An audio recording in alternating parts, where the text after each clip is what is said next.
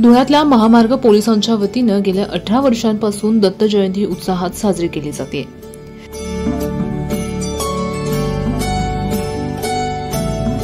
दरवर्षीप्रमाणे यावर्षी देखील सकाळच्या सुमारास विविध धार्मिक कार्यक्रम पार पडत दुपारी महाआरती करत महाप्रसादाला सुरुवात करण्यात आली।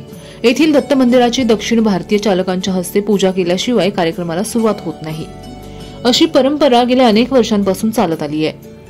दत्त जयंतीनिमित्त महामार्ग पोलीस चौकीच्या आवारातील दत्त मंदिराला फुलांची सजावट करण्यात आली आहे। सकाळपासून ते सायंकाळपर्यंत विविध धार्मिक कार्यक्रमांचं आयोजन देखील महामार्ग पोलिसांच्या वतीनं करण्यात आलंय।